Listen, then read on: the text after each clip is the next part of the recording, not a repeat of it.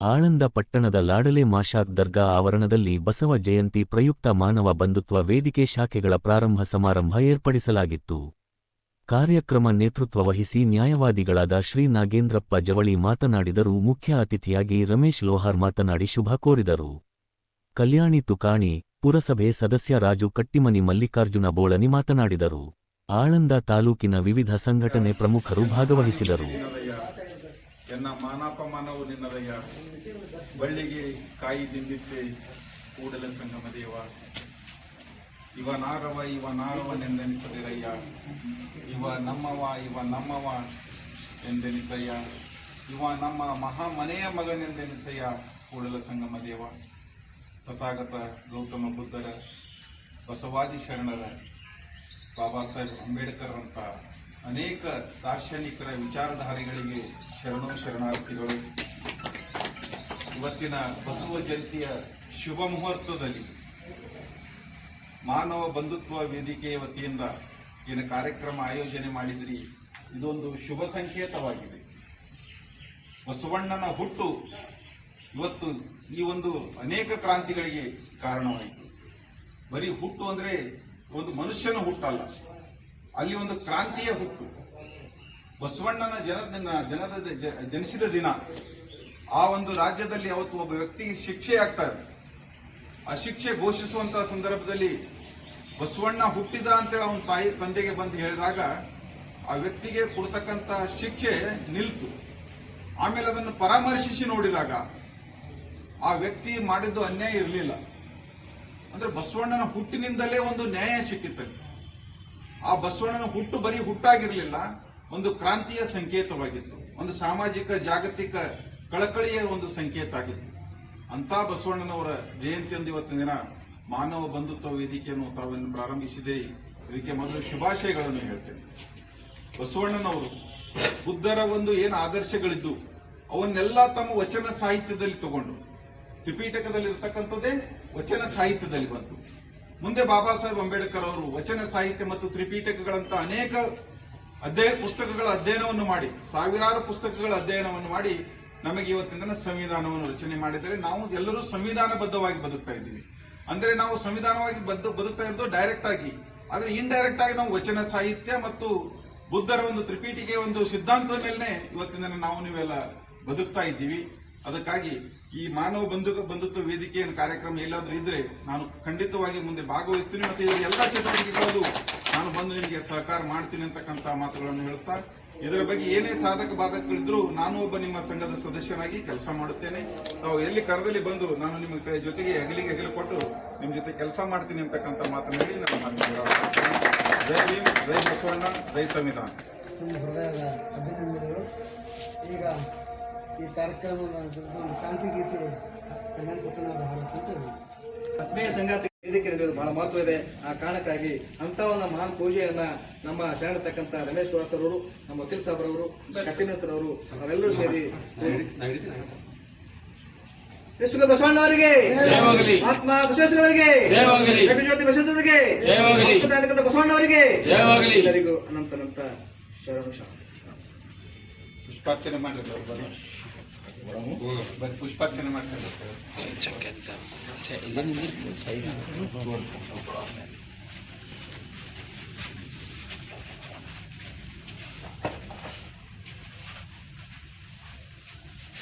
ಮಹಾನ್ ಕ್ರಾಂತಿಕಾರಿ ರಮೇಶ್ ಲೋಹಾರ್ ಅವರೇ, ಬೋಳ್ಳೆಯವರೇ, ಎಲ್ಲ ಬುದ್ಧಿಜೀವಿಗಳಿಗೂ ಕೂಡ ಅದ್ಭುತ ಸ್ವಾಮಿ ವಂದನೆಗಳು. ಅದಕ್ಕೆ ಒಂದು ಏನು ಮಾತಿನಿಂದ ಅದು ಗೀತೆಯಲ್ಲಿ ಹೇಳ್ತೇನೆ, ತಾವು ಸಹಕರಿಸಬೇಕು. ಈಗ ಬರ್ತಕ್ಕಂಥವ್ರು ಗ್ಯಾರಂಟಿ ರಮಣ ಅಂತ ರಚನೆಗಳು, ಅದಕ್ಕಾಗಿ ತಾವು ಸಹಕರಿಸಬೇಕು. ಸಮಾನತೆಯ ಸರದಾರ, ಮಾನವತೆಯ ಹರಿಕಾರ, ಸಂವಿಧಾನ ಶಿಲ್ಪಿ ನಮ್ಮ ಅಂಬೇಡ್ಕರ, ನಮ್ಮ ಅಂಬೇಡ್ಕರ. ಸಮಾನತೆಯ ಸಾರಿದರು, ಮಾನವತೆಯ ಬಿತ್ತಿದರು, ಶಿಕ್ಷಣ ಸಂಘಟನೆ ಹೋರಾಟಕ್ಕೆ ಎಣೆ ಮಾಡಿದವರು, ಶಿಕ್ಷಣ ಸಂಘಟನೆ ಹೋರಾಟಕ್ಕೆ ಎಣೆ ಮಾಡಿದವರು. ಅವರೇ ಅವರೇ ಅವರೇ ನಮ್ಮ ಬಾಬಾ ಸಾಹೇಬರು, ಜನಮನಗಳ ಗೆದ್ದ ಮಹಾನಾಯಕರು, ನಮ್ಮ ಜನಮನಗಳ ಗೆದ್ದ ಮಹಾನಾಯಕರು. ಜಾತಿ ಧರ್ಮದ ಗೋಡೆ ಒದ್ದು ಕೆಡವಿದವರು, ಅನ್ಯಾಯವ ಮೆಟ್ಟಿ ನಿಂತು ನ್ಯಾಯ ಎತ್ತಿ ಹಿಡಿದವರು, ಬೆಳಕಿಲ್ಲದ ಗುಡಿಸಲೊಳಗೆ ದೀಪವನ್ನು ಇಟ್ಟವರು, ಬೆಳಕಿಲ್ಲದ ಗುಡಿಸಲೊಳಗೆ ದೀಪವನ್ನು ಇಟ್ಟವರು, ಅವರೇ ಅವರೇ ಅವರೇ ನಮ್ಮ ಬಾಬಾ ಸಾಹೇಬರು. ಜನಮನಗಳ ಗೆದ್ದ ಮಹಾನಾಯಕರು, ನಮ್ಮ ಜನಮನಗಳ ಗೆದ್ದ ಮಹಾನಾಯಕರು. ಭವ್ಯ ಭಾರತಕ್ಕೊಂದು ಸಂವಿಧಾನ ಬರೆದವರು, ಪ್ರಜೆಗಳೇ ಪ್ರಭುಗಳೆಂದು ನಮಗೆ ತಿಳಿಸಿ ಪರಮ ಪೂಜ್ಯ ಬುದ್ಧಿಸಭೆ ಡಾಕ್ಟರ್ ಬಾಬಾ ಸಾಹೇಬ್ ಅಂಬೇಡ್ಕರ್ ವಿಶ್ವದೇ ಕ್ರಾಂತಿಯ ಸೂರ್ಯ, ನಾಡಿನ ಸಾಂಸ್ಕೃತಿಕ ನಾಯಕರಾದ ಅಣ್ಣ ಬಸವಣ್ಣನವರ ಹಾಗೂ ಸಾಮಾಜಿಕ ಪರಿವರ್ತನೆಗೆ ದುಡಿದಂಥ ಎಲ್ಲ ಮಹಾಪುರುಷರ ಚರಣಗಳಿಗೆ ನನ್ನ ದೇವಿ ವಂದನೆ ಮಾಡಬೇಕು. ಇವತ್ತಿನ ದಿನ ಸಾಂಸ್ಕೃತಿಕ ನಾಯಕ, ವಿಶ್ವದ ಮಾನವ ಕುಲಕ್ಕೆ ಬೆಳಗಿದಂಥ ವಿಶ್ವಜ್ಯೋತಿ ಅಣ್ಣ ಬಸವಣ್ಣನವರ ಜಯಂತಿಯ ನಮಗೆಲ್ಲರಿಗೂ ಕೂಡ ಹಾರ್ದಿಕ ಶುಭಾಶಯಗಳು.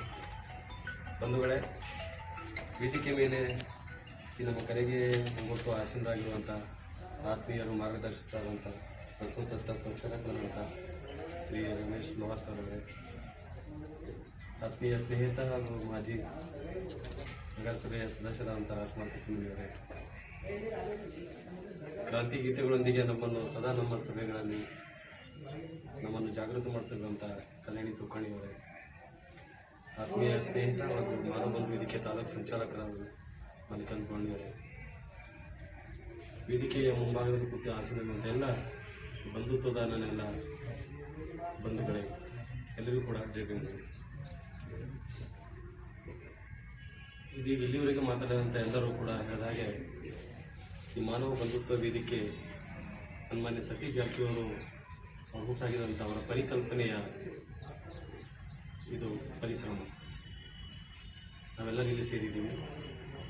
ಮಾನವ ಬಂಧುತ್ವ ವೇದಿಕೆಯ ಈ ಸಂಘಟನೆ ಮೂಲಕ ಇಡೀ ನಾಡಿನಾದ್ಯಂತ ಎಲ್ಲ ಕಡೆ ಪ್ರಸರಿಸಿ ಒಂದು ವೈಚಾರಿಕ ಚಳವಳಿ ಜೊತೆಗೆ ಒಂದು ಬೌದ್ಧಿಕ ವಿಚಾರಗಳನ್ನು, ಪ್ರಬುದ್ಧ ವಿಚಾರಗಳನ್ನು ಹೇಳುವ ಮೂಲಕ ಒಂದು ಸಮಾಜವನ್ನು ಕಟ್ಟುವಂಥ ಆ ಕನಸಿನೊಂದಿಗೆ ಮಾನವ ಬಂಧುತ್ವ ವೇದಿಕೆಯನ್ನು ಮುನ್ನಡೆಸ್ತಾ ಇದ್ದಾರೆ. ಒಂದು ವೇಳೆ ಗೋಣಿಯವರಿಗೆ ನಾವು ಇದು ಒಂದು ಸಭೆ ಆಗಬಾರ್ದು, ಇದೊಂದು ಕಾರ್ಯಕ್ರಮ ಆಗಬಾರ್ದು, ಸಭೆ ಆಗಬೇಕು, ಇದು ಚರ್ಚೆ ಆಗಬೇಕು. ಈ ಗ್ರಾಮ ಘಟಕಗಳ ಸಂಚಾಲಕರನ್ನು ಸೇರಿಸಿ ಅವರೊಂದಿಗೆ ಬಂಧುತ್ವವನ್ನು ಕಟ್ಟುವ ನಿಟ್ಟಿನಲ್ಲಿ ಅವರ ಜೊತೆಗೆ ಚರ್ಚೆ ಮಾಡಬೇಕು, ಸಂವಾದ ಮಾಡಬೇಕಂತ ನಾನು ಹೇಳಿದೆ.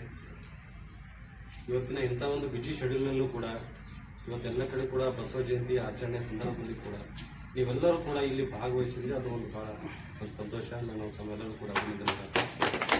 ನಾವು ಇಲ್ಲಿವರೆಗೂ ಬಸವ ಜಯಂತಿ ಅಂದ ತಕ್ಷಣ ನಾವೆಲ್ಲರೂ ಏನು ಮಾಡ್ತೀವಿ, ಎತ್ತನ್ನು ಪೂಜೆ ಮಾಡ್ತಿದ್ದೀವಿ, ಎತ್ತಿ ಪೂಜೆ ಮಾಡ್ತಿದ್ವಿ, ಹೋಳಿಗೆ ಮಾಡ್ತಾ ಎತ್ತಿ ತಿನ್ನಿಸ್ತಿದ್ವಿ. ಆದರೆ ಈ ಮಹಾಪುರುಷರ ವಿಚಾರಗಳನ್ನು ಹೆಚ್ಚು ಹೆಚ್ಚು ಪ್ರಸಾರ ಆದಂಗ ಮತ್ತು ಹೆಚ್ಚು ಹೆಚ್ಚು ಈ ಮಾಹಿತಿ ತಂತ್ರಜ್ಞಾನದ ಮೂಲಕ ಮತ್ತು ಈ ಎಲ್ಲ ಈ ತಂತ್ರಜ್ಞಾನ ಬೆಳೆದಂಗ ನಾವೆಲ್ಲ ನಿಜವಾದ ಇತಿಹಾಸವನ್ನು ನಮ್ಗೆ ಹೀಗೆ ಗೊತ್ತಾಗ್ತಾ ಇದೆ. ನಿಜವಾದ ಇತಿಹಾಸ ಈಗ ಗೊತ್ತಾಗ್ತಾ ಇದೆ. ಬಸವ ಅಂದ್ರೆ ಮನುವಾದಿಗಳು, ಬಸವ ಅಂದ್ರೆ ಎತ್ತ ಅಂತ ಹೇಳ್ಬಿಟ್ಟು, ಎತ್ತಂದ್ರೆ ಹೇಗಿರ್ತೀರಿ, ಸಂಭಾಯಿತ, ಶಾಂತ ಅಂತ ಒಬ್ಬ ಕ್ರಾಂತಿ ಪುರುಷ 12ನೇ ಶತಮಾನದಲ್ಲಿ 800-900 ವರ್ಷಗಳ ಹಿಂದೆ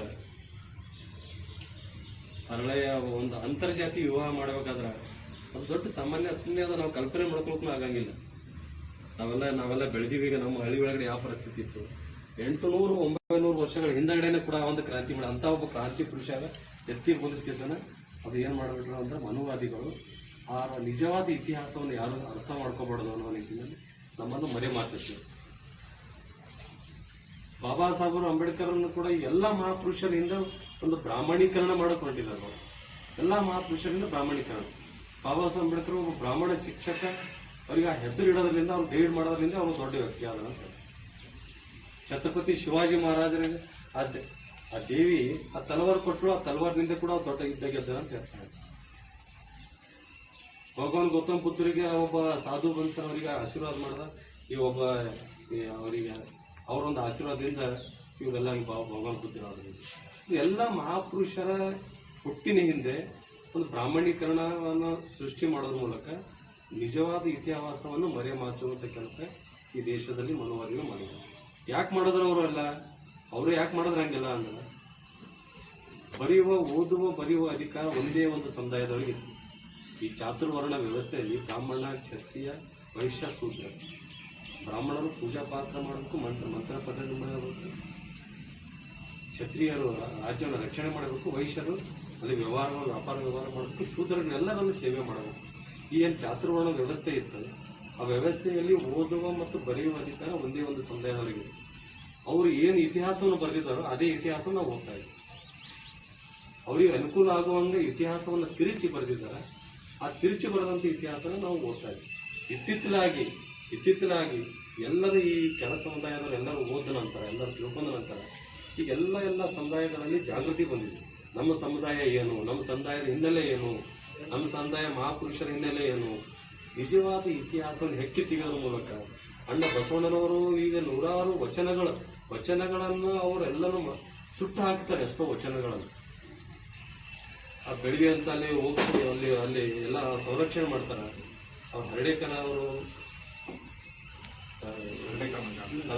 ಮಂಜಣ್ಣ ಅಂತವರು ಈ ಬಸವಣ್ಣನ ವಚನಗಳನ್ನು ಸಂಗ್ರಹ ಮಾಡೋದ್ರ ಮೂಲಕ ನಿಜವಾದ ಬಸವಣ್ಣ ಯಾರಿದ್ರು, ಆ ಬಸವ ಕ್ರಾಂತಿಯನ್ನು ನಮ್ಮ ಸಂರಕ್ಷಣೆ ಮಾಡಿಕೊಟ್ಟಿದ್ದಾರೆ. ಹೊಳಗಟ್ಟಿಯವರು ವಚನ ಸಂಗ್ರಹಣೆ ಮಾಡೋದ್ರ ಮೂಲಕ, ಅವೆಲ್ಲವನ್ನು ಸಂರಕ್ಷಣೆ ಮಾಡೋದ್ರ ಮೂಲಕ ನಮಗೆ ಹೊಳಗಟ್ಟಿಯವರ ಶ್ರಮದ ಫಲವಾಗಿ ಇವತ್ತು ನಿಜವಾದ ಬಸವಣ್ಣ ಯಾರು, ಅವರ ಕ್ರಾಂತಿ ಏನು ಅನ್ನೋದು ನಮಗೆ ಈಗ ಗೊತ್ತಾಗ್ತದೆ. ಈಗ ನಿನ್ನೆ ಒಂದು ಪಾರ್ಲಿಮೆಂಟ್ನಲ್ಲಿ ಒಂದು ಮಹಿಳಾ ಬಿಲ್ ಅನ್ನು ಫೇಲ್ ಆಯ್ತು. ಮಹಿಳೆಯರಿಗೆ ಮೀಸಲಾತಿ ಕೊಡ್ಬೇಕನ್ನೋದು ಒಂದು ಅವರ ಆಸೆ ಇತ್ತು. ಮಹಿಳೆ ಮೀಸಲಾತಿ ಜೊತೆಗೆ ಹೆಚ್ಚು ಅವರು ರಿಸರ್ವೇಷನ್ ಕಾನ್ಸೆಪ್ಟ್ನೇ ಒಂದು ಚೇಂಜ್ ಮಾಡಕ್ಕೆ ಹೊಂಟಿದ್ದಾರೆ. ಇವತ್ತು ಅದು ವಿಫಲ ಆಯಿತು. ಮಹಿಳಾ ಮೀಸಲಾತಿ ಕಾನ್ಸೆಪ್ಟ್ ಈಗ ಮಾತಾಡ್ತಾರೆ 21ನೇ ಶತಮಾನದಲ್ಲಿ. 800 ಈಗ 12ನೇ ಶತಮಾನದಲ್ಲಿನೇ ಕೂಡ ಬಸವಣ್ಣನವರು ಎಲ್ಲರೂ ಹೆಣ್ಣು ಗಂಡನ ಆಲಾರು ಇಟ್ಕೋದು. ಅಲ್ಲಿ ಅಕ್ಕ ಮಹಾದೇವಿ, ಐದಕ್ಕಿ ಲಕ್ಕಮ್ಮ ಅವರೆಲ್ಲ ಶರಣೆಯರು, ನೀಲಾಂಬಿಕೆ, ನಾಗಲಾಂಬಿಕೆ, ಎಲ್ಲ ಹೆಣ್ಣು ಮಕ್ಕಳನ್ನು ಕೂಡ ಅವರು ಸಮಾನತೆಯನ್ನು ಕೊಟ್ಟಿದ್ರು. ಬಸವಣ್ಣ ಆ ಸಂಘದಲ್ಲಿ ಭಿಕ್ಕುಣಿಯರನ್ನು ಅವಕಾಶ ಮಾಡಿಕೊಟ್ಟಿದ್ರು. ಕ್ರಿಸ್ತಶಕ ಪೂರ್ವ ಅರೆಸ್ಟ್ ಮಾಡಿ ಈಗೆಲ್ಲ ರಿಸರ್ವೇಷನ್ ಈಗೆಲ್ಲ ಮಾತಾಡ್ತಾ ಇದೆ. ಮತ್ತು ಆ ಸಂದರ್ಭದಲ್ಲಿ ಮಾಡ್ಬೇಕಾದ್ರೆ ಒಂದು ಸಣ್ಣ ಸಾಮಾನ್ಯ ಮಾತಲ್ಲ, ಅಂಥವ್ರು ನಾವು ಇವತ್ತು ನೆನಿಬೇಕಾಗಿದೆ. ಮಾನವ ಬಂಧುತ್ವ ವೇದಿಕೆ ಈ ಎಲ್ಲ ಮಹಾಪುರುಷರ ಹೋರಾಟಗಳನ್ನು, ಆ ಮಹಾಪುರುಷರ ಆಶಯಗಳನ್ನು ಕ್ರೋಢೀಕರಿಸಿ ಈ ಯುವ ಪೀಳಿಗೆಗೆ ಹೇಳೋದ್ರ ಮೂಲಕ, ಈ ಹೊಸ ಮನಸ್ಸುಗಳನ್ನು ಕಟ್ಟೋದ್ರ ಮೂಲಕ ನಾವು ಇವತ್ತೊಂದು ಹೊಸ ಸಮಾಜವನ್ನು ಕಟ್ಟುವ ನಿಟ್ಟಿನಲ್ಲಿ ಮಾನವ ಬಂಧುತ್ವ ಸಂಸ್ಥೆ ಒಂದು ವೇಳೆ ಇವತ್ತು ನಾವು ಮುಸ್ಲಿಂ ಏರಿಯಾದಲ್ಲಿ ಕಾರ್ಯಕ್ರಮ ಮಾಡ್ತಾ ಇದ್ದೀವಿ. ಇದು ಮುಸ್ಲಿಂ ದರ್ಗಾ ಒಳಗಡೆ ಒಂದು ಉರ್ದು ಶಾಲೆ ಇದೆ. ಆ ಶಾಲೆಯ ಒಳಗಡೆ ನಾವು ಬಸವಣ್ಣ ಜಯಂತಿ ಮಾಡ್ತೀವಿ. ಇದೇ ಒಂದು ಸಂವಿಧಾನದ ಒಂದು ಈ ಸಂವಿಧಾನ ಶಕ್ತಿ. ನಾವು ಮೊದಲೆಲ್ಲ ಇತ್ತ ಹಿಂಗೆಲ್ಲ ನಾವು ಎಲ್ಲರೂ ಹೋಗಿ ಯಾವುದೇ ಸಮುದಾಯದಲ್ಲಿ ಹೋಗಿ ಏನಾದ್ರು ಮಾಡ್ಬೋದಾಗಿತ್ತ, ಎಲ್ಲರೂ ಮಾಡ್ಬೋದಾಗಿತ್ತ. ನಮ್ಮ ಸಮುದಾಯ ಬಿಟ್ಟು ಬೇರೆ ಸಮುದಾಯ ಹೋಗಿ ಎಲ್ಲರೂ ನಾವು ಇವತ್ತು ಈ ದರ್ಗಾ ಕೆಳಗಡೆ ಉರ್ದು ಶಾಲೆ ಒಳಗಡೆ ಕ್ರಾಂತಿ ಜೊತೆ ಅಣ್ಣ ಬಸವಣ್ಣನವರ ಜಯಂತಿ ನಾವೆಲ್ಲರೂ ಬೇರೆ ಎಲ್ಲ ಸಮುದಾಯದಲ್ಲಿ ಸೇರಿ ಮಾಡ್ತೀವಿ. ಇದು ಸಂವಿಧಾನದ ಶಕ್ತಿ, ಸಂವಿಧಾನದ ತಾಕತ್ತು. ಈ ಇತ್ತಿತ್ತಲಾಗಿ ಇವೆಲ್ಲವನ್ನು ಈ ಒಂದು ಖೂಬ್ಸೂರತ್ ಇದೇನೇನು ಸೌಂದರ್ಯವೇನಿದೆ ಎಲ್ಲರೂ ಒಟ್ಟುಗೂಡಿಸೋ ಒಂದು ಸೌಂದರ್ಯವೇನಿದೆ, ಇದನ್ನು ಏಕೀಕರಣ ಮಾಡೋದ್ರ ಮೂಲಕ ಈ ಮನುವಾದಿಗಳು ಇದನ್ನು ಹಿಂದೂಕರಣ ಮಾಡೋದ್ರ ಮೂಲಕ ಎಲ್ಲನೂ ನಮ್ಮನ್ನೆಲ್ಲ ಮತ್ತೆ ಚದುರಿಸಿದ ಒಳಗೆ ಒಡೆಯಲು ಪ್ರಯತ್ನ ಮಾಡ್ತಾರೆ. ನಾನು ಈಗ ಬೋಳ್ಳಿಯವ್ರಿಗೆ ಹೇಳಿದ್ರೆ ನಾನು ಭಾಷಣ ಮಾಡೋದಿಲ್ಲ, ಮಾನವ ಬಂಧುತ್ವ ವೇದಿಕೆಯ ಸಂಘಟನೆಯನ್ನು ಕಟ್ಟಬೇಕು. ಆ ಕಟ್ಟಡ ಮೂಲಕ ಈ ಎಲ್ಲ ಗ್ರಾಮ ಘಟಕಗಳ ಜೊತೆ ಮಾತಾಡಬೇಕು, ಸಂವಾದ ಮಾಡಬೇಕು, ಚರ್ಚೆ ಮಾಡಬೇಕು ಅಂತ ಹೇಳಿದ್ರೆ ಇಂಥ ಸಂದರ್ಭ ಇಷ್ಟೇ ಜನ ಸೇರಿದ್ವಿ, ಏನು ತೊಂದರೆ ಇಲ್ಲ. ಬಂಧುಗಳೇ, ಈ ಮಾನವ ಬಂಧು ಸತೀಶ್ ಜಾರಕಿಹೊಳಿ ಬಾಬಾ ಸಾಹೇಬರ ಕಂಡಂಥ ಪ್ರಬುದ್ಧ ಭಾರತದ ನಾಡನ್ನು ಈ ಕಟ್ಟುವ ಒಳಗೆ ಎಲ್ಲಿವರೆಗೆ ನಾವು ಅಲ್ಲಿಗೆ ಹೋಗಿ ನಿಂದಿರ್ತದಿದ್ವು ಅಂತ. ಬರೋರು ಬರ್ಬೋದು, ಹತ್ತೋರು ಹತ್ಬೋದು, ಇಳಿಯೋರು ಇಳಿಬೋದು. ಬಟ್ ಆ ನಿಟ್ಟಿನಲ್ಲಿ ನೀವೆಲ್ಲರೂ ಕೂಡ ಈ ಮಾನವ ಬಂಧು ವೇದಿಕೆಯ ವಿಚಾರಗಳು ಇಷ್ಟೇ, ಈ ಎಲ್ಲ ಮಹಾಪುರುಷರ ವಿಚಾರಗಳನ್ನು ಜೀವಂತವಾಗಿಡಬೇಕಾಗಿದೆ. ಮಾನವ ಬಂಧು ವೇದಿಕೆಯ ಕಾನ್ಸೆಪ್ಟ್ ಸಂವಿಧಾನದ ಆಶಯಗಳನ್ನು ಈಡೇರಿಸೋದು, ನಮಗೆ ಈ ನಮ್ಮ ಶ್ರಮಕ್ಕಾಗಿ ನಮ್ಮ ಈ ಬದುಕಿಗಾಗಿ ದುಡಿದಂಥ ಈ ಎಲ್ಲ ಮಹಾಪುರುಷರ ಬದುಕನ್ನು ಅವರಿಗೆ ಯುವ ಪೀಳಿಗೆಗೆ ಹೇಳೋದ್ರ ಮೂಲಕ ಅವ್ರ ವಿಚಾರಗಳನ್ನು ಪ್ರಸಾರ ಮಾಡೋದ್ರ ಮೂಲಕ ಮತ್ತೆ ನಾವು ಹೊಸ ನಾಡನ್ನು ಕಟ್ಟುವ ನಿಟ್ಟಿನಲ್ಲಿ ನಾವು ಶ್ರಮಿಸಬೇಕಾಗಿದೆ. ನೀವು ಇಲ್ಲೇನು ಬಂದು ಎಷ್ಟು ಜನ ಒಂದು 15-20 ಊರುಗಳಿಂದ ಇಲ್ಲಿ ಸೇರಿದ್ದೀರಿ. ನಮ್ಮ ಅಕ್ಕಪಕ್ಕದಲ್ಲಿರ್ತಕ್ಕಂಥ ಒಂದು ಆ ಗ್ರಾಮಗಳಲ್ಲಿ ಒಬ್ಬರು ಇಬ್ಬರನ್ನ ಜೋಡಿಸ್ಬೇಕು. ಅವರು ಮತ್ತೆ ಬೇರೆ ಅಕ್ಕಪಕ್ಕದ ಊರಲ್ಲೇ ಜೋಡಿಸ್ಬೇಕು. ಇದು ಈ ವಿಚಾರಗಳನ್ನು ಪ್ರಸಾರ ಮಾಡಬೇಕಷ್ಟೇ. ಈಗ ಮೊದಲೇ ನಾವು ಮಾನವ ಬಂತಿಗೆ ಹುಟ್ಟು ಹಾಕಿದ ಹುಬ್ಬಳ್ಳಿ ಒಳಗಡೆ ಹುಟ್ಟು ಹಾಕಿದ್ವಿ 2014ರಲ್ಲಿ. ಇಷ್ಟೊಂದು ಜನ ನಾವು ಇರಲಿಲ್ಲ. ಅವಾಗೆಲ್ಲ ಬರೀ ಒಂದೊಂದು ಜಿಲ್ಲಾದಲ್ಲಿ ಇಬ್ಬರು ಬಂದರು. ಅಲ್ಲಿ ತಾಲೂಕುಗಳಿಗೆ ನಾವು ಅಪ್ರೋಚ್ ಆದ್ವಿ. ತಾಲೂಕಿನಿಂದ ಗ್ರಾಮ ಘಟಕಗಳಿಗೆ ಹೋಗುದು. ಈಗ ನಾವು ಇಡೀ ಗ್ರಾಮಗಳನ್ನು ಎಲ್ಲ ಕಡೆ ಅಲ್ಲಿ ವ್ಯಾಪಿಸಬೇಕು. ಆ ವಿಚಾರಗಳನ್ನು ಪ್ರಸಾರ ಮಾಡೋದು ಅಂದ್ರೆ ಅಲ್ಲಿ ಒಂದು ಯಾವುದೋ ಒಂದು ಹಳ್ಳಿ ಒಳಗಡೆ ಏನಾದರೂ ಮಾತಾಡ್ತಾರೆ, ಏನಾದರೂ ಒಂದು ವಿಚಾರ ಬರ್ತಂದ್ರೆ ಇಲ್ಲಿನೂ ಕೂಡ ಅದೇ ಸೇಮ್ ಮಾತಾಡ್ಬೇಕು. ಆ ನೆಟ್ವರ್ಕ್ ಅನ್ನು ಬೆಸೆಯಬೇಕು ಸಂಬಂಧ ನಾವು ಮಾನವ ಬಂಧುವಿಕೆ ಪ್ರಸಾರ ಮಾಡ್ತಾ ಇದ್ದೀವಿ. ಹೆಚ್ಚು ಪ್ರಚಾರ ಮಾಡೋದ್ರ ಮೂಲಕ ಪ್ರತಿ ಹಳ್ಳಿಗಳಿಗೆ ಮುಟ್ಟಿಸ್ತಾ ಇದ್ದೀವಿ. ಈ ನಿಟ್ಟಿನಲ್ಲಿ ತಾವೆಲ್ಲರೂ ಕೂಡ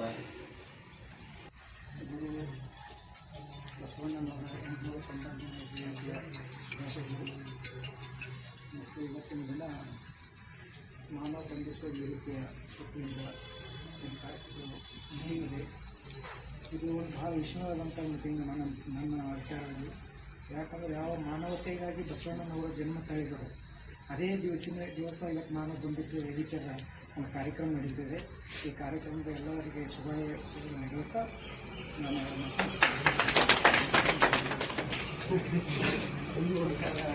ಅಭಿನಂದನೆಗಳು.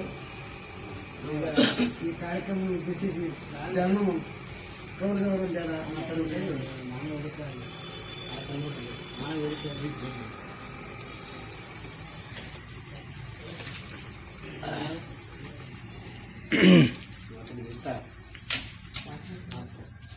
ಬಸವಣ್ಣನವರ